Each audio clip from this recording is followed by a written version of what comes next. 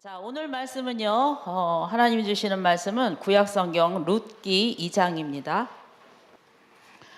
룻기 2장 8절부터 16절까지 말씀입니다. 룻기 2장 몇 절이요? 8절에서부터 16절까지요. 우리 다 같이 읽겠습니다. 시작. 보아스가 룻에게 이르되 내 딸아 들으라. 이삭을 주우러 다른 밭으로 가지 말며 여기서 떠나지 말고 나의 소녀들과 함께 있으라. 그들이 베는 밭을 보고 그들을 따르라. 내가 그 소년들에게 명령하여 너를 건드리지 말라 하였느니라. 목이 마르거든 그릇에 가서 소년들이 길어온 것을 마실지니라 하는지라. 룻이 엎드려 얼굴을 땅에 대고 절하며 그에게 이르되 나는 이방 여인이거늘 당신이 어찌하여 내게 은혜를 베푸시며 나를 돌보시나이까 하니, 보아스가 그에게 대답하여 이르되 내 남편이 죽은 후로 내가 시어머니에게 행한 모든 것과 내 부모와 고국을 떠나 전에 알지 못하던 백성에게로 온 일이 내게 분명히 알려졌느니라. 여호와께서 내가 행한 일에 보답하시기를 원하며 이스라엘의 하나님 여호와께서 그의 날개 아래에 보호를 받으러 온 내게 온전한 상 주시기를 원하노라 하는지라. 룻이 이르되 내 주여 내가 당신께 은혜 있기를 원하나이다. 나는 당신의 하녀 중에 하나와도 같이 못하오나 당신이 이 하녀를 위로하시고 기쁘게 하는 말씀을 하셨나이다 하니라. 식사할 때 보아스가 룻에게 이르되 이리로 와서 떡을 먹으며 내 떡 조각을 초에 찍으라 하므로 룻이 곡식 빼는 자 곁에 앉으니 그가 볶은 곡식을 주매 룻이 배불리 먹고 남았더라. 룻이 이삭을 주우러 일어날 때 보아스가 자기 소년들에게 명령하여 이르되 그에게 곡식단 사이에서 줍게 하고 책망하지 말며 또 그를 위하여 곡식 다발에서 조금씩 뽑아버려서 그에게 줍게 하고 꾸짖지 말라 하니라. 아멘. 자, 오늘 하나님이 주시는 말씀은요, 룻기에 있는 말씀이에요. 룻기를 이렇게 좀 펴놓으시고요. 자, 이 룻기의 배경은 어떻게 보면은 나옴이라는 시어머니와 룻이라는 며느리에 대한 이야기인데요. 사실은 이 얘기가 사사기와 그 다음 성경이 뭐죠? 룻기 다음에 나오는 게 사무엘 상하 이렇게 나오잖아요. 이 역사서의 한 중간에 이렇게 한 가정의 이야기를 여기다 이렇게 기록을 하고 있어요. 그러면 과연 이 말씀을 통해서 하나님이 왜 뜬금없이 이스라엘의 역사 이야기를 하시다가 갑자기 한 가정의 이야기를 여기다가 이렇게 좀 재밌게 하시려고 넣으셨나? 그렇게 우리가 생각할 수도 있는데, 어떻게 보면 이 말씀은 한 가정의 이야기를 통해서 하나님의 사랑, 하나님의 은혜, 그리고 하나님을 배신한 이스라엘 백성들을 향한 하나님의 애틋한 마음을 전하는 메시지가 이 속에는 들어가 있다라는 거죠. 그래서 오늘 이 말씀을 통해서 우리의 모습, 또 예수님은 우리에게 어떤 분이신가를 다시 한번 되새겨보는 복의 시간이 되시길 바랍니다. 아멘. 자, 룻기 1장 1절에 보면 이런 말씀이 있어요. 사사들이 치리하던 때에 그 땅에 흉년이 드니라. 유다 베들레헴의 한 사람이 그의 아내와 두 아들을 데리고 모압 지방에 가서 거류하였는데 그 사람의 이름은 엘리멜렉이요 그의 아내의 이름은 나오미요 그의 두 아들의 이름은 말론과 기련이니 유다 베들레헴 에브랏 사람이더라. 그들이 모압 지방에 들어가서 거기 살더니 나오미의 남편 엘리멜렉이 죽고 나오미와 그의 두 아들이 남았으며 그들은 모압 여자 중에서 그들의 아내를 맞이하였는데 하나의 이름은 오르바요 하나의 이름은 룻이더라. 그들이 거기에 거주한 지 10년쯤에 말론과 기련이 두 사람이 다 죽고 그 여인은 두 아들과 남편의 뒤에 남았더라. 자, 스토리가 슬픈 얘기 같아요? 행복한 얘기 같아요? 예, 초반부터 죽었다는 얘기 나오잖아요. 그렇죠? 첫 장부터. 그런데 여기 사사들이 치리하던 시대다. 여러분은 사사기의 특징을 아시죠? 그렇죠? 예, 사사기에 아주 똑같이 돌아가는 패턴이 있죠. 하나님이 복 주시면 평화롭게 살다가 타락해서 또 막무가내로 살면 하나님이 전쟁을 일으키셔서 하나님 살려주세요 회개하면 또 하나님이 또 그 문제를 해결해 주셔서 또 평화가 오고 또 타락하고 또 전쟁하고 계속 그런 역사의 반복이 사사의 시대예요. 그러니까 우리가 봐서 아 룻기가 되게 이 좀 정신없는 시대였구나, 이때가 하나님의 어떤 인도하심을 따르지 않는 그러한 시대였구나를 우리가 알 수 있어요. 근데 여기에 가정이 어떤 가정이냐면은 유다 베들레헴에 있는 한 가정이에요. 이 베들레헴의 그 뜻이 무슨 뜻인지 아시죠? 무슨 집이에요? 떡집이라는 뜻이에요. 근데 이 떡집이 있는 베들레헴 이름 자체가 양식의 집이다, 떡집이다. 그런데 여기에 뭐가 생겼다고요? 흉년이 생겼대요. 흉년이. 그러니까 이 얘기부터가 벌써 이게 생명의 양식을 먹는 이 마을에 흉년이 들었다. 그러니까 어려움이 왔다라는 거죠. 하나님을 믿는 백성들이 사는 이곳에 어려움이, 환난이 닥쳤어요. 우리 삶에도 그렇잖아요. 그렇죠? 어려움이 닥치고 환난이 닥치잖아요. 자, 그러면 우리는 이 어려움과 환난이 있을 때 어떻게 해야 됩니까? 하나님을 더 의지해야 되잖아요. 하나님을. 그런데 이 나오미 가정은, 나오미가 이제 엄마고 엘리멜렉이 아빠인데 이 두 가정이, 이 한 가정이 어떤 결정을 내렸냐면은 모압 지방으로 이사를 갔어요. 이 모압 지방은 이스라엘에서 아닌 하나님을 인정하지 않는 이방신을 섬기는 그런 족속이었거든요. 그런데 잘 먹고 잘 살겠다고 어디로 이사를 갔어요? 모압 땅으로 이사를 갔어요. 이방신을 섬기는 땅으로 이사를 갔어요. 자, 이사를 갔으면, 잘 먹겠다고 이사를 갔으면 어떻게 해야 되죠? 잘 살아야죠. 그렇죠? 잘 먹어야죠. 떵떵거리면서 살아야죠. 우리 이사 오길 잘했어. 저 베들레헴은 아직도 흉년이래. 막 이렇게 했어야 되는데 문제는 거기 가서 남편이 죽고 그 다음에 두 아들이 결혼했는데 10년 만에 또 아들 둘이 다 죽었어요. 참 기가 막힌 이 이야기죠. 그렇죠? 하나님을 섬기는 땅을 떠나서 세상으로 간, 어떻게 보면 우리들의 모습을 얘기할 수 있어요. 이스라엘 백성들의 모습을 간접적으로 보여주고 있죠. 하나님의 품을 떠난, 하나님의 경고를 떠난, 하나님으로부터 주시는 문제를 하나님 붙잡고 회개하고 씨름하지 않고 내가 내 힘으로, 내 능력으로, 내 수단으로, 내 방법으로 살아보겠다고 떠난 이 가정의 모습을 통해서 하나님께서는 이스라엘 너희들이 요 모양 요 꼴이다라는 걸 보여주고 계신 거예요. 그랬는데 이 나오미 시어머니가 이제 어느 정도 연세도 있는데 젊은 두 며느리를 놓고 말이죠. 살 길이 너무 막막한 거예요. 살 길이 너무 막막해요. 그런데 말이죠. 어떤 일이 벌어지냐면요. 이 고향 땅에서 소식이 하나 들어오는데 거기가 아직 이제 살만해졌다라는 소식이 들어와. 그러니까 말이죠. 이 나오미가 이제 결정을 내려요. 그 두 사람을 앞에다가 놓고 너희들은 아직 젊어. 새댁이잖니. 아이도 없어. 그러니까 너희 집 여기에 가서 너희들은 새 출발해라. 그렇게 이제 두 며느리한테 권면을 해요.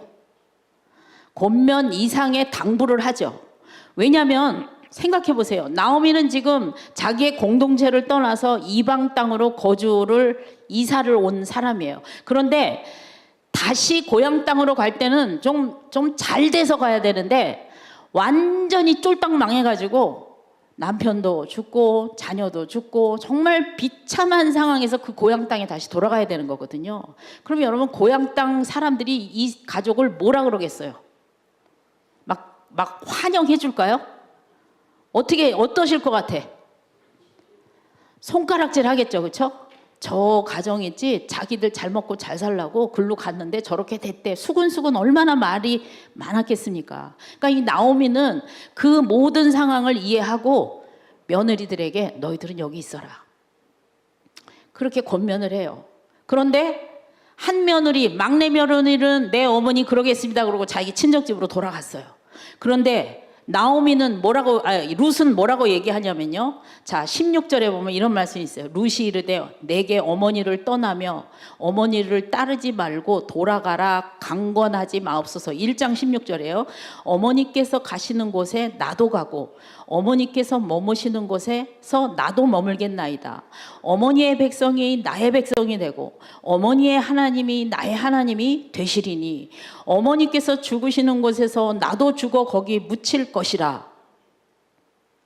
만일 내가 죽는 일 외에 어머니를 떠나면 여호와께서 내게 벌을 내리시고 더 내리시기를 원하나이다 하는지라. 이 룻의 단호한 결단의 마음을 어머님한테 고백해요. 그래서 시어머니들이 요 파트를 아주 좋아해. 그러면서 이렇게 시어머니를 잘 모시면 이렇게 복을 받는다고 얘기하는데 사실은 룻기의 메시지는 그건 아니고요.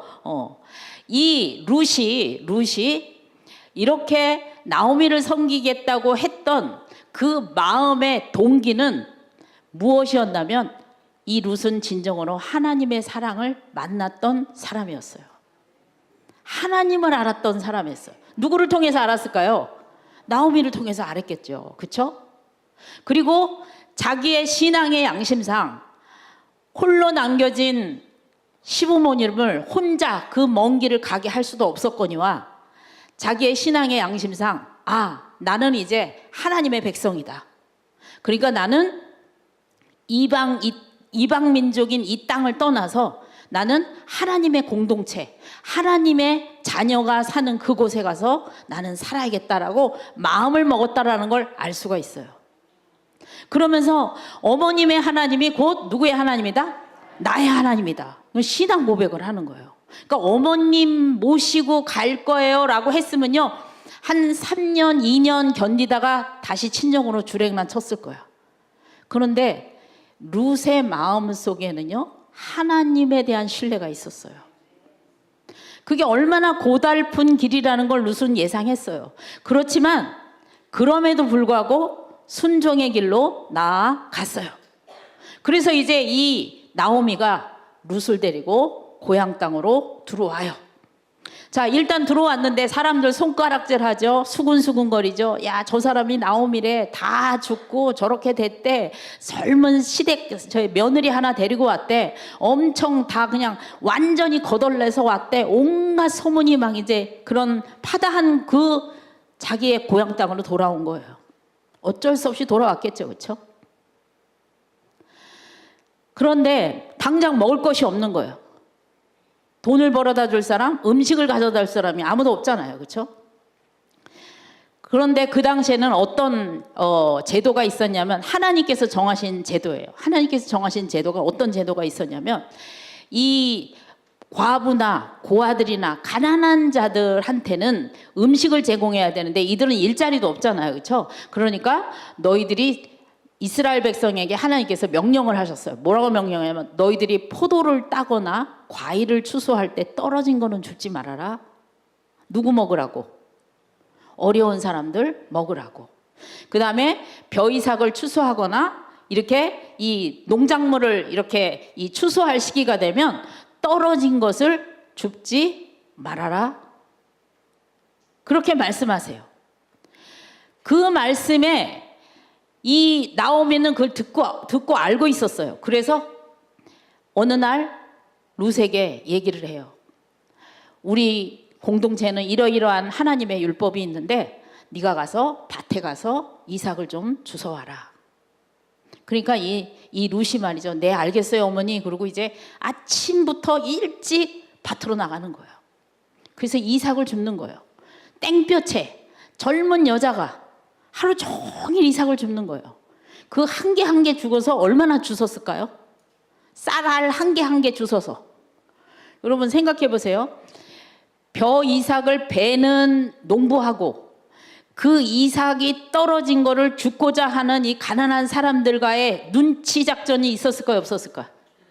예? 있었을 거예요. 상상을 한번 해보세요. 상상. 여러분이 정말 가난한 사람이 돼서 끼니가 없어. 가서 이삭을 하나씩 주워서 내가 먹어야 돼. 그런데 여기 지금 일하는 하인들이 아주 튼실하게 맺혀 있는 그 벼이삭을 지금 낫으로 쑥쑥 갈고 있어. 그러면 제일 어디가 수지 맞는 장소일까요?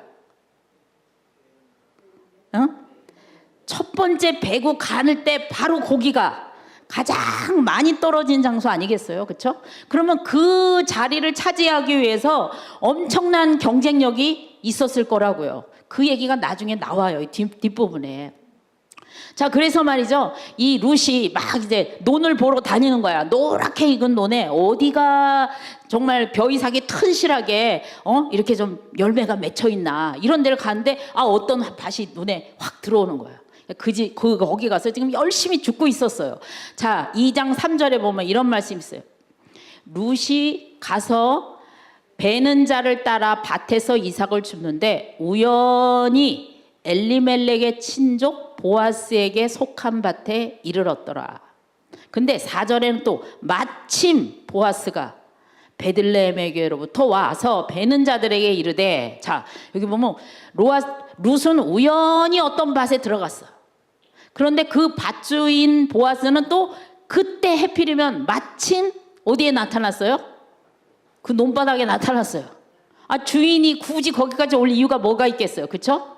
그런데 말이죠, 하나님이 이게 내가 이름을 줬어. 논바닥 미팅이라고. 이 보아스하고 룻을요 거기서요 극적으로 탁 만나게 하셨어요.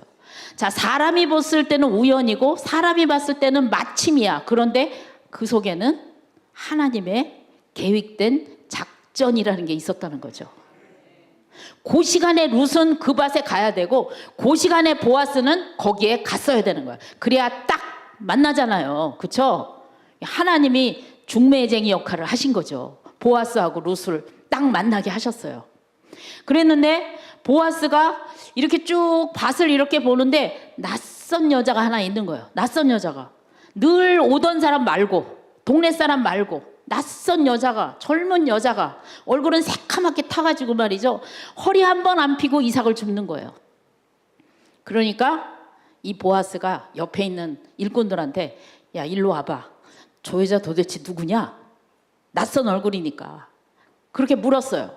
그랬더니 뭐라고 얘기하냐면요, 2장 6절에 베는 자를 거느린 사환이 대답하여 이르되 이는 나오미와 함께 모압 지방에서 돌아온 모압 소녀인데 그의 말이 나로 베는 자를 따라 단 사이에서 이삭을 죽게 하소서 하였고 아침부터 와서는 잠시 집에서 쉰 외에 지금까지 계속 하는 중이니이다. 이렇게 얘기를 해요.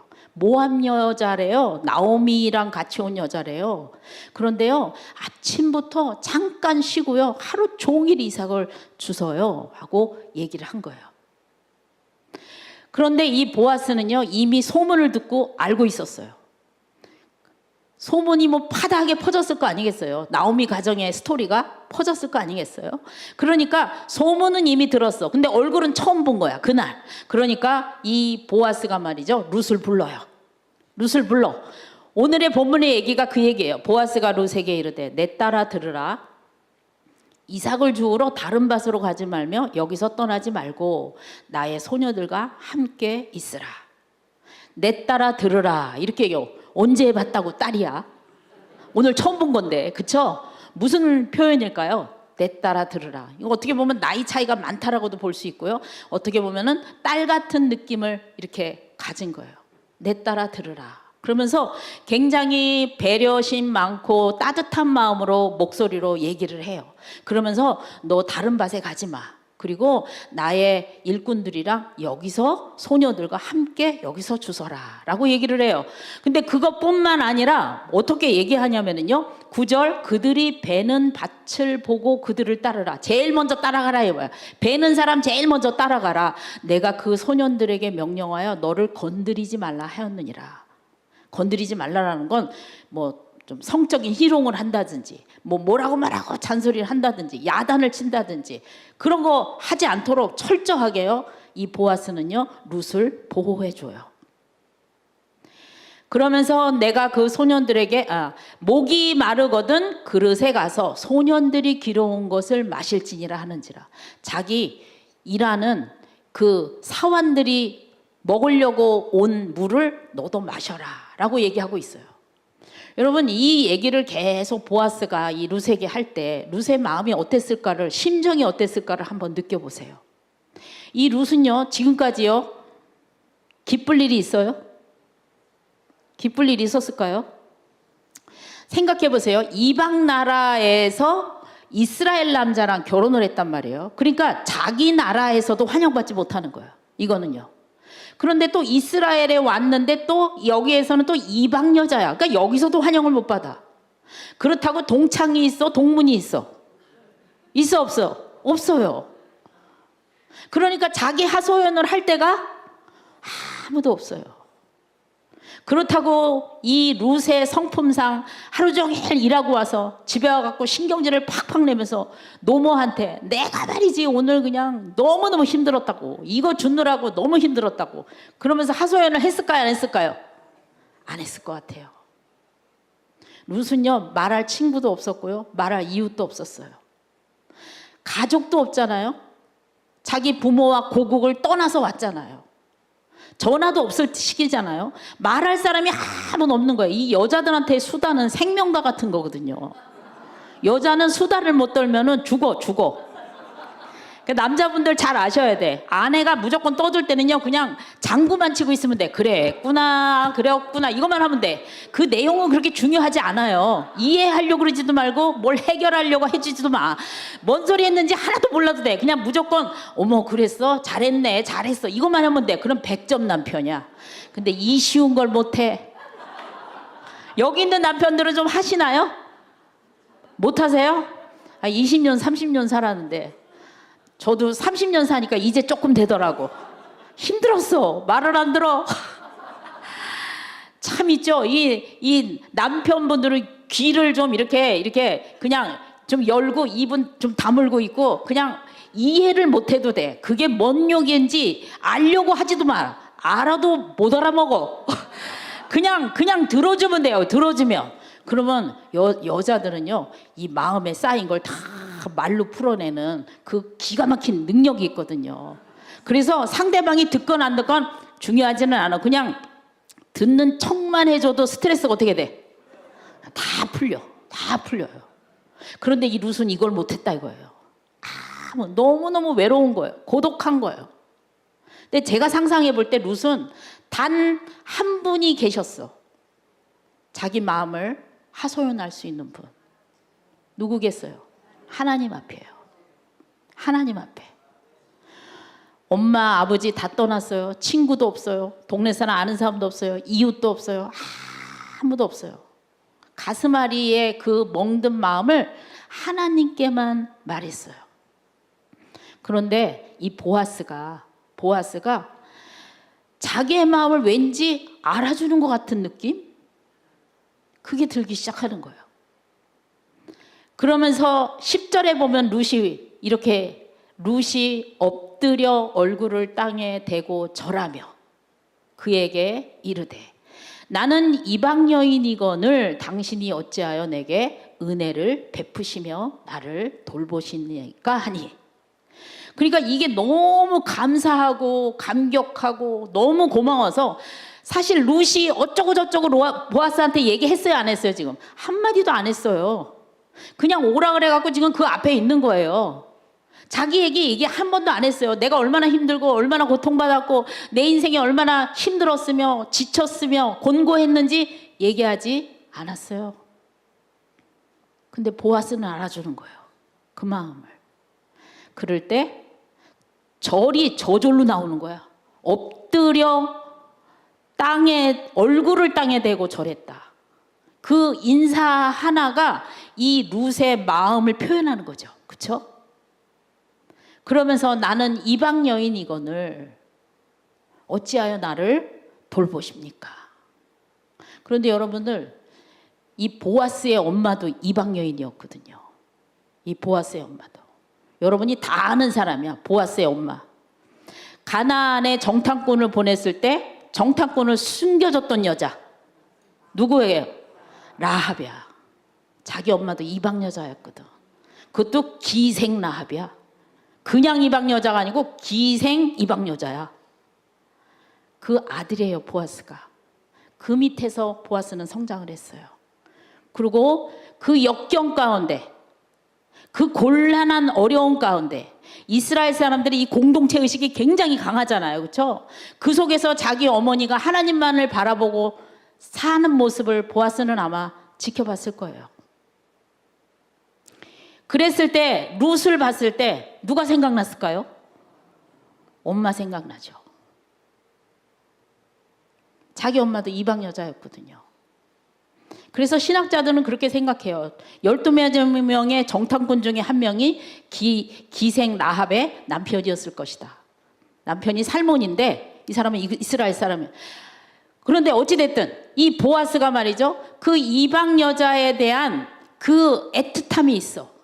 그리고 하나님은 이스라엘 사람이라고 축복하고 이방 사람이라고 저주하는 하나님이 아니시고, 나라를 초월해서, 국적을 초월해서, 어떤 출신을 초월해서, 배운 것, 학력 다 초월해서 하나님을 신실하게 붙잡는 자들을 키우시고 도우시고 인도하시는 하나님이시라는 걸 보아스는 알았어요.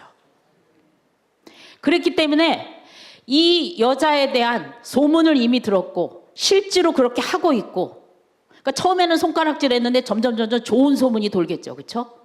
시어머니를 그렇게 모신다더라, 하나님을 바라본다더라, 얘기가 막 처음에는 반신반의. 그런데 점점 그 일관성 있는 모습을 보여줄 때 동네 사람들의 마음이 많이 변화됐을 거예요. 그러면서 보아스가 11절, 보아스가 그에게 대답하여 이르되 네 남편이 죽은 후로 내가 시어머니에게 행한 모든 것과 내 부모와 고국을 떠나 전에 알지 못하던 백성에게로 온 일이 내게 분명히 알려졌느니라. 다 들었다는 거예요. 자, 이 룻은요, 부모와 고국을 떠났어요. 자, 부모와 고국을 떠나서 그 땅이 무슨 땅이었죠? 모압 땅. 세상을 완전히 떠난 거예요. 하나님 나라의 공동체로 들어오기 위해서 자기가 즐기던 거, 즐거워했던 거, 자기의 욕망, 욕구, 자기의 소유 다 버렸어요. 하나님은 그런 자에게 은혜를 베푸신다라는 거예요. 자신의 모든 것들을 버리고 왔던 사람이에요. 그러면서 12절, 여호와께서 내가 행한 일에 보답하시기를 원하며 그의 날개 아래에 보호를 받으러 온 내게 온전한 상 주시기를 원하노라 하는지라. 이 보아스는요, 어떻게 보면요, 하나님의, 예수님의 모습을 예표해요. 이 보아스는 자기의 입에서 말을 하는데 하나님께서 그렇게 하셨다라고 선포해요. 뭐라고 얘기하시냐면, 하나님께서 너가 행한 일에 보답하기를 원하며 이스라엘 하나님 여호와께서 그의 날개 아래에 보호를 받으러 온 너, 이렇게 얘기해요. 사실 시어머니 모시고 왔잖아요. 그렇죠? 겉으로는 그런데 이 보아스는요, 성령님의 감동을 받아서 이 나오미의 깊은 중심을 볼 수 있는 마음이 그의 속에 있었던 거예요. 누가 그 마음을 허락하셨을까요? 하나님이 하신 거예요. 그래서 이 여자는 단순히 그냥 시어머니 모시고 온 게 아니고 하나님의 날개 아래 보호받고자 여기에 왔구나. 자, 날개는, 새가 날개가 있잖아요. 그렇죠? 그 날개 아래에 있는 새는 어른 새예요, 아가 새예요? 아가 새야. 애기 새. 그러니까 이 룻을 말이죠, 하나님의 어린 자녀, 보호를 받아야 되는 자녀로 이 보아스는 고백하고 있어요. 그러면서 뭐라고 계속 얘기하시냐면은 너에게 온전한 상 주시기를 원하노라 하는지라. 아멘. 자, 히브리서 11장 찾아보세요. 히브리서 11장 6절 시작. 믿음이 없이는 하나님을 기쁘시게 하지 못하나니 하나님께 나아가는 자는 반드시 그가 계신 것과 또한 그가 자기를 찾는 자들에게 상 주시는 이심을 믿어야 할지니라. 아멘. 은밀히 보고 계셨던 하나님, 룻의 애통함, 그의 눈물, 그의 고독함, 그의 외로움, 그의 정처 없음, 이것을 하나님은 보고 계셨다라는 거예요. 우리들의 인생 가운데도 그럴 때가 있잖아요. 여러분 있으셨어요? 없으셨어요? 있으시죠? 다른 사람 다 내 마음을 몰라도 누구는 아신다? 하나님은 아신다. 그리고 그 하나님은 우리에게 상 주시는 이 분이시다. 여러분, 여러분에게 주어질 상을 기대하시기 바랍니다. 근데 가끔가다 내가 원하는 상이랑 하나님이 주시려고 하는 상이 약간 핀트가 안 맞을 때가 살짝 있긴 한데 그거는 감안하고 어쨌든 하나님은 우리에게 상 주시는 분이시다. 그 고백을 해주시는 거예요. 이 보아스가 하나님께서 너에게 온전한 상을 주기를 원하노라. 하나님께서 주신다라는 거예요. 어떻게 보면 룻은 이 말을 그냥 단순히 보아스라는 사람의 말로 안 들었을 것 같아요. 그의 마음속에는 하나님과 고분분투하는 이 룻의 마음속에는 늘 하나님을 경외하고 찾는 그 마음이 하나님 이거 언제까지 해야 되는 거예요? 이 시련이 언제 끝나요? 하나님 이거 언제까지 해야 되는 거예요? 이런 시련에 기도의 고분분투가 있었을 거 아니겠어요? 그런데 이 보아스의 입술을 통해서 그 말을 딱 들을 때 말이죠. 너무나도 감격하는 거예요. 너무나도 감격했어요. 그러면서 뭐라고 얘기합니까? 룻이 이르되, 다 같이 시작. 룻이 이르되 내 주여 내가 당신께 은혜 있기를 원하나이다. 나는 당신의 하녀 중에 하나와도 같지 못하오나 당신이 이 하녀를 위로하시고 마음을 기쁘게 하는 말씀을 하셨나이다 하니라. 아멘. 은혜 있기를 원한다라고 자기의 신앙의 의지를 고백해요. 하나님, 저는요 은혜 있기를 바라요. 당신의 도움이 필요하다라는 얘기죠, 그렇죠? 그 무한한 은혜 있기를 나는 원합니다. 그 은혜가 누구로부터 오는 은혜예요? 하나님으로부터 오는 은혜예요. 보아스라는 사람은 능력자, 유력자 그런 뜻인데 돈도 많아요. 직위도 있어요. 그 사람 그 동네에 대단한 유지예요. 어떻게 보면은요 이 룻이 말이죠 인간적으로 그 사람한테 잘 보여서 이 사람이 갖고 있는 무언가로 내가 도움을 받아야겠다는 생각을 할 수도 있어요. 근데 룻은요 그 하나님으로부터의 은혜를 구하고 있는 거예요. 보아스가 룻에게 하나님이 너를 베푸시고 너를 상 주시고 너를 날개 아래 보호하기를 원한다라는 그 말씀에 나는 그 하나님의 은혜를 잊기를 원합니다라고 고백하고 있어요.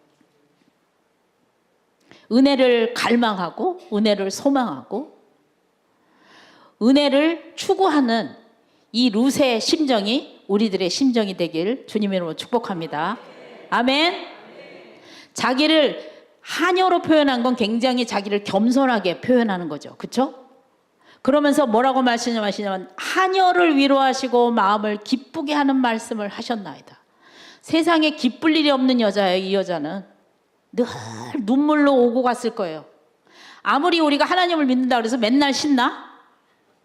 그렇지 않잖아요. 삶은 고달픈 거거든요. 삶은 어렵거든요.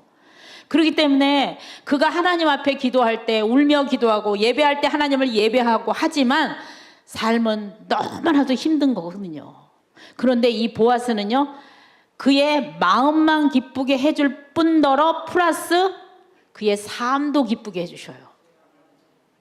그러니까는 이 룻은 보아스의 말을 통해서 하나님의 사랑을 경험하고 하나님의 위로를 경험하고 하나님의 은혜를 경험하는 동시에 그 은혜와 사랑의 통로가 된 보아스에게 너무 고맙고 감사한 거예요. 얼마나 고마웠겠어요. 자기가 아무 얘기 안 했는데 내 마음을 알아주는 그 말을 할 때 얼마나 감사했겠냐고요. 그래서 나는 하녀와도 같지 못한 이 하녀에게 어찌하여 마음을 기쁘게 해주십니까? 이런 고백을 해요. 일생이 눈물이었던 여자예요. 이 여자는 결혼한 지 10년 만에 애도 없어. 고국에 있는 친구들한테도 이스라엘 남자랑 결혼했다고 수군덕거려. 이쪽 공동체도 못 속하고 이쪽 공동체도 못 속해. 이런 감당하지 못할 어려움을 겪었던 삶을 살았던 이 룻이 마음을 기쁘게 해준다라는 표현을 해요. 보아스를 통해서 하나님의 위로가 그의 마음속에 있었던 거죠. 어떤 심정이었겠어요? 아, 하나님이 나를 보고 계셨구나. 하나님이 내 심정을 알고 계셨구나. 하나님이 내 기도를 응답하고 계셨구나. 하나님이 없는 것 같이 어떤 때는 답답하고 아무런 응답이 없으셔서 속이 뒤집어질 것 같은데 하나님의 때에 이렇게 아름답게 이러한 것들을 나에게 주시는구나. 그 하나님의 은혜를 깨닫는 거죠. 그러면서 14절 식사할 때 보아스가 룻에게 이르되 이리로 와서 떡을 먹으며 내 떡 조각을 초에 찍으라 하므로 룻이 곡식 빼는 자 곁에 앉으니 그가 볶은 곡식을 주매 룻이 배불리 먹고 남았더라. 식사할 때 보아스가 룻을 불러갔고요. 거기에 앉게 하고요. 그 다음에 떡을 먹게 하고요. 그 당시 이 포도로 만든 초를 먹는 게 일종의 음식 종류였어. 포도로 만들었으니까 에너지가 생길 거 아니야. 달짝지근하니까. 그쵸? 그거 먹게 할 뿐만 아니라 볶은 곡식을 주었는데 배불리 먹고 남았다 그랬어요. 여태까지 늘 배가 골았던 여자예요. 여러분 이삭을 하나씩 주워가지고 시어머니 연로하신 시어머니 이 어르신들은 밥심으로 산다 그러냐. 밥도 많이 드시잖아요. 그쵸? 배부르게 드시고 이렇게 식사해드리면 자기 거나 있겠어요? 그쵸? 어머니 더 드세요. 그리고 자기는 늘 배가 고팠던 여자야. 마음도 고프고 배도 고프고. 그런데 그가요 배부르게 먹고 남았다고 표현하고 있어요. 하나님은 우리의 필요를 채우시는 하나님. 영적인 필요와 육적인 필요를 채우시는 하나님. 어떤 자들에게? 하나님을 사모하는 자들에게, 하나님만 쳐다보는 자에게. 이 보아스는요 일회성의 사랑만 한 게 아니야. 감동만 받고 끝난 게 아니에요. 따라서 합시다. 사랑은 혀끝으로 하지만 진짜 사랑은 손끝으로 한다. 무슨 뜻인지? 뭔 뜻이야 이게? 입으로 하는 사랑도 사랑은 사랑이야. 그쵸? 예. 예. 말로만 하는 사랑이야. 그것도 사랑은 사랑이야. 그것도 필요해. 우리는 말로만 하는 사랑도. 그쵸? 근데 진짜 사랑, 참 사랑은 뭐로 한다는 거예요? 섬김으로 한다는 거예요. 손으로 한다는 거예요. 기억하세요 여러분들. 여러분은 혀끝 사랑하십니까? 손끝 사랑하십니까? 예? 주로 여태까지 어느 쪽 전문가셨어요? 손끝 사랑 전문가셨어요? 손끝 사랑. 진짜 사랑은 손끝 사랑. 이 보아스는요 손끝 사랑을 보여준 대표적인 인물이에요. 그에게 일회성으로만 도움을 준 게 아니라 계속해서 도움을 줘요. 그러면서 룻이 이제 잔뜩 먹었으니까 또 뭐 하러 가야 돼요? 또 일하러 가는 거예요. 룻이 너무 잘 먹었습니다. 감사합니다. 그리고 정말 행복하게 이제 다시 밭으로 이제 벼이삭 주스러 논으로 나갔을 때 이 보아스가 종들을 불러. 이렇게 종들을 부른 다음에 뭐라고 얘기하냐면요 15절 룻이 이삭을 주우러 일어날 때 보아스가 자기 소년들에게 명령하여 이르되 그에게 곡식단 사이에서 줍게 하고 책망하지 말며 또 그를 위하여 곡식다발에서 조금씩 뽑아버려서 그에게 줍게 하고 꾸짖지 말라 하니라. 배려 짱이야 진짜. 아니요 이게 그 또 사환들을 이렇게 불러가지고 말이죠. 처음에는 제일 1번 타자로 얘를 죽게 해라. 그렇게까지 해주고 그 다음에 일부러 뽑아버리래. 일부러. 일부러. 여러분 생각해 보세요. 이 농장 주인 입장에서는 한 톨이라도 떨어지는 게 좋아요? 안 떨어지는 게 좋아요? 안 떨어져야지. 한 톨이라도 안 떨어져야죠. 그냥 싹싹 베야 되잖아요. 그렇죠? 그런데 이 보아스는요. 일부러 떨어뜨리라고 얘기해요. 일부러 떨어뜨리라고. 그러면서 뭐라고 얘기하냐면은 곡식 단 사이에서 곡식과 곡식 그 사이에서 죽게 하고 그 다음에 꾸짖지도 말고 책망하지도 말고 뭐라고 말하지도 말고 건드리지도 말고 약한 여성을 보호해 주는 거예요. 근데 이 보아스는요 제가 봤을 때는 이 룻에게만 그랬을 것 같지 않아요. 그는 따뜻한 사랑의 마음을 가진 사람이었어요. 그렇기 때문에 여러분 곡식을 베는 소년들은요 빨리빨리 빼고 집에 가야 되잖아요. 그렇죠? 근데 옆에서 이삭 줍는 사람들이 계속 치근덕거리면 얼마나 귀찮겠습니까? 날도 더운데. 그러니까 뭐 욕 한마디 할 수도 있고 절로 좀 천천히 따라오라고 그럴 수도 있고 온갖 책망을 하면서 이 낫을 벨 거 아니겠어요. 그쪽은 갑이고 이삭 줍는 사과는 을인 거죠. 그렇죠? 이쪽은 그냥 온갖 눈치 보고 수치심 정말 창피한 거 다 감수하면서 그냥 오로지 죽겠다라는 그거 하나로 인간 대접 받지 못하면서 이삭을 줍는 이쪽 팀과, 이쪽은 주인이 다 먹여주잖아. 다 해주잖아요. 그쵸? 월급 받고 일하는 사람들이잖아. 어떻게 보면 이 사람들은 당당하게 일할 수 있는 그런 갑의 위치란 말이에요. 그런데 이 보아스는 이 사환들에게 너희들 저 사람들 그렇게 하지 말라고, 특별히 룻에게 그렇게 하지 말라고 당부를 해요. 아주 세심한 배려를 하는 거죠. 존중해 주는 거죠. 그렇죠? 그것도 룻이 있을 때 했을까, 룻이 없을 때 했을까? 룻이 저만치 가서 자기 목소리 안 들릴 때, 있는 데서 하면 그것도 갑질이잖아요. 그렇죠? 그러니까 없을 때 뒤에서 섬겨주는 거예요. 배려해 주는 거예요. 나눔을 지속적으로 할 수 있도록 도와주는 거예요.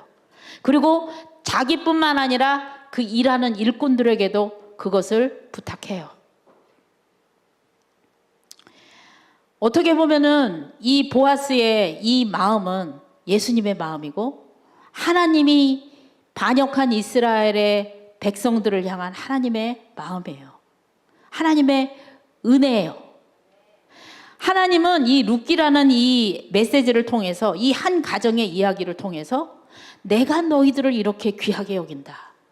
너희들의 노고를 내가 안다. 너희들의 수고를 내가 안다. 이렇게 말씀하고 계시는 거예요. 베들레헴을 떠나서 모압 땅으로 이사를 갔지만 하나님은 그 가정을 놓지 않으셨어요. 끝까지 지키셨어요. 기다려 주셨어요. 돌아올 때까지. 돌아왔을 때, 하나님의 떡집으로 돌아왔을 때, 생명의 집으로 돌아왔을 때 그들에게는 회복의 역사가 일어나요. 치유의 역사가 일어나요. 모든 슬픔이 떠나요. 기쁨이 회복이 돼요. 심령의 회복뿐만 아니라 육적인 회복이 일어나요. 그리고 나서는 이 룻이 이제 음식을 잔뜩 가져가요. 그날은 수지 많았어요. 많이, 한 에바를 가지고 집에를 갔다. 한 에바는 한 15리터 정도 돼. 한 사람이 한 열흘은 먹을 수 있는 큰 많은 양이에요. 생전 처음이야. 그렇게 많이 주서 일부러 떨어뜨렸으니까 일꾼들이 그냥 막 흔들었겠죠. 그렇죠? 룻이 그걸 알았을까요? 몰랐을까요? 알았겠지. 눈물을 흘리면서 주웠을 것 같아. 보아스의 따뜻한 마음에 고마워서, 너무 감사해서. 그래서 그걸 이제 가지고 왔어. 시어머니를 맛있게 그걸 배부르게 이제 대접을 해드렸어. 늘 어저께까지만 해도 집에 가는 발자국이 초조해. 이거 너무 작다. 이거 갖고 어떻게 하나. 근데 그날은 당당하게 집에 가져가는 거예요. 어머님한테 가서 자랑하는 거예요. 그러니까 어머니가 이제 자초지종, 이거 웬일이냐. 그러니까 막 이제 얘기를 해요. 그때 막 얘기를 해. 보아스의 땅에 가서 어쩌고 저쩌고 이제 다 오늘 있었던 얘기를 막 하는 거예요. 그러니까 이 나오미가 뭐라고 얘기하냐면, 그 사람이 우리 친척이다.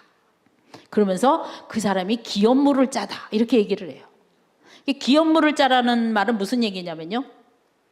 이 당시에 고엘 제도라는 게 있었는데, 고엘 제도가 뭐냐면 레위기 25장에 나와요. 나중에 집에 가서 읽어보세요. 레위기 25장 잘 읽어보세요.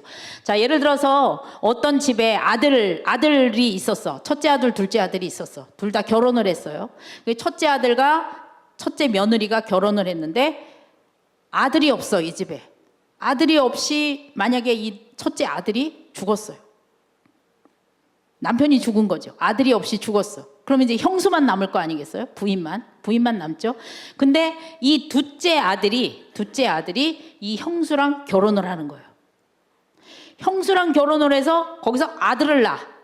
그 아들을 낳으면, 자, 둘째 아들이랑 큰 형수랑 결혼을 해서 아들을 낳으면 이거 누구 아들일까요? 아니, 그냥 상식적인 거 묻는 거예요. 둘째 아들이랑 큰 형수랑 결혼을 해갖고 아들을 낳으면 둘째 아들이 되잖아요. 근데 고엘 제도에서는요, 이게 둘째 아들의 아들이 아니라 죽은 큰형의 아들이 돼요. 왜 그러냐면은 그 당시에는 여성에게는 재산이 상속되지 못했어요. 그러니까 예를 들어서 남편이 있는데 이 남편이 재산이 있어요. 근데 아내가 있어. 자식도 없어. 근데 둘이 살다가 이 남편이 돌아가셨어요. 그러면 이 재산이 누구의 재산이 되냐면 아내의 재산이 우리 상식적으로는 돼야 되잖아요. 우리 이 여기서는. 근데 여자에게는 기업을 물려주지 않았어요. 그러면 누구에게 물려줬냐면 남편 또는 아들. 근데 아들이 없어? 남편도 돌아가셨어? 그러면요, 둘째 아들이, 그러니까 밑에 동생이 형수랑 결혼을 해서 아들을 낳으면은 이 아들한테 누구의 재산이 가냐면 돌아가신 형의 재산이 아들한테 가는 거예요. 그러니까 하나님께서 여성들을 보호하기 위한, 또 가문을 잇기 위한 이런 제도를 고엘 제도라고 얘기를 해요. 그래서 땅은 다 하나님께 속한 영역이거든요. 재산, 그 속에 들어간 재산은. 그래서 이 재산을 만약에 근데 이 둘째가 나 저 형수랑 결혼 안 할래. 그러면 어떻게 되는 줄 알아요? 그 큰형의 재산이 누구한테로 그대로 올까요? 둘째 아들이 형수랑 결혼하기를 싫어해. 그러면 그 죽은 형의 재산은 누구께 될까요? 둘째 아들께 돼요. 둘째 아들께. 그러니까 이 보아스가 말이죠, 기업을 물을 자다라는 얘기는 보아스하고 나오미하고 결혼을 해가지고, 나오미의 남편이 죽었잖아요. 나오미의 남편이 죽었어. 그러니까 보아스하고 이 나오미하고 결혼을 해가지고 아들을 낳으면 나오미의 남편의 재산이 이 아들의 재산이 되거든요. 그래서 이 보아스는요, 기업물을, 이 나오미는 그 사람이다. 이 보아스가 그거 해줄 사람이다. 라고 얘기를 하는 거예요. 그런데 이제, 그래서 너 이제 그 청혼을 하죠. 청혼을 해요. 뭐 이제 타작놀이 하는 타작을 경작하는 그 날에 너는 뭐 숨어 있다가 뭐 발짓구미대에 가서 이불을 덮고 누워라 어쩌고 저쩌고 하면서 이제 청혼하는 그 액션을 취하라고 얘기해요. 근데 보아스가 이제 일어나서 깜짝 놀라서 보니까 룻이 자기 옆에서 자고 있는 거예요. 아무 짓도 안 했어. 그냥 잠만 잔 거야. 무슨 뜻인지 아는 거죠. 무슨 뜻인지. 이게 무슨 의미구나를 알았어요. 그런데 이 보아스가 가만히 생각해 보니까 이 기업물을 자의 대상이 자기가 1순위가 아니야. 어떤 사람이 또 있어. 더 가까운 친척. 그러니까 나오미보다 더 가까운 친척하고 이게 결혼을 해야 되는 거예요. 나오미하고 제일 가까운 친척. 보아스는 더 먼 친척이야. 그런데 보아스가 찾아보니까 자기보다 더 가까운 친척이 있는 거예요. 그래서 그 사람을 찾아가요. 찾아가서 얘기를 해요. 지금 나오미의 남편이 죽었는데 그 남편의 재산이 지금 이렇게 지금 허공에 떠 있는 상태인데, 너가 나오미랑 결혼을 해서 자식을 낳아주면 그 아들의 재산이, 그 나오미 재산이 그 아들에게도 가니까 그렇게 해라. 그랬더니 이 사람이 가만히 앉아갖고 자기는 재산 생기는 거잖아요. 그러니까 좋다 그래. 그런데 보아스가 한마디 더 해. 근데 거기 왜 이 사람이 좋다고 얘기했냐면 나오미는 할머니거든. 아기를 못 낳거든. 그러니까는 생각해보니까 저 여자는 할머니인데 아들을 낳아 못 낳아? 못 낳아. 그러니까 결혼한다고 해놓고 아들을 못 낳으니까 그 재산이 당연히 누구게 돼? 그 나오미 죽으면 자기 거 돼. 그러니까 오케이 그렇게 한 거예요. 근데 이제 보아스가, 근데 그 집에 젊은 룻이라는 며느리가 또 있어. 그러니까 너는 만약에 나오미가 그렇게 되면 룻이라는 여자랑 또 결혼을 해서 또 아들을 낳아. 그 가능성이 있는 거야 없는 거야? 이거는 있어. 그러니까 이 사람이 예스 할까요? 안 할까요? 안 하죠. 아니 결혼식 하느라고 돈 써, 뭐 그냥 뭐 복잡해져. 그리고 아들을 낳으면 그것도 지 아들이 아니야. 다른 사람의 아들이 되는 거거든요. 재산도 하나도 자기가 못 가져. 싫다 그래요. 그래서 보아스가 룻하고 결혼을 해요. 그걸 다 감싸주는 거죠. 어찌됐든 간에 보아스하고 룻하고 이제 결혼을 해. 결혼을 해서 아기를 낳아요. 아들을 낳으면 그 아들이 이름이 뭐예요? 보아스하고 룻하고 결혼을 해서 아들을 낳았어요. 그 아들이 이름이 오벳. 오벳이 또 결혼을 해서 아들을 낳았어요. 그 아들 이름이 이새. 이새가 또 결혼을 해서 아들을 낳았어. 그 아들 이름이 다윗. 그래서 이 룻은요 다윗 왕의 증조 할머니가 돼요. 다윗 왕의 증조 할머니. 그리고 이 다윗 왕가에서 누가 나오시죠? 예수 그리스도. 예수 그리스도. 자, 성경 구절 하나만 더 읽고 마치도록 하겠습니다. 마태복음 1장 5절. 시작. 살못은 라합에게서 보아스를 낳고 보아스는 룻에게서 오벳을 낳고 오벳은 이새를 낳고 이새는 다윗 왕을 낳으니라. 아멘. 여러분, 이 이방 여인, 여기 라합 이방 여인이에요. 룻 이방 여인이에요. 그렇죠? 예수님의 족보에 오르는 영광을 차지해요. 한 많고 슬픔 많고 애통했던 이 여자가 하나님의 나라에서, 하나님의 땅에서, 하나님의 공동체 안에 들어와서 그의 순수한 믿음을 하나님은 보시고 보상해 주시는 하나님, 갚아주시는 하나님. 우리의 도움은요, 다른 사람에게 우리가 도움을 줄 때는 실질적이고 구체적이어야 해요. 아, 불쌍하다, 여기서 끝나면 안 돼. 사랑은 어디로 한다고? 그냥 사랑은 혀끝, 진짜 사랑은 손끝. 하나님은 우리의 믿음의 삶을 보고 계시는 하나님이세요. 위로와 실질적인 도움을 주시는 하나님.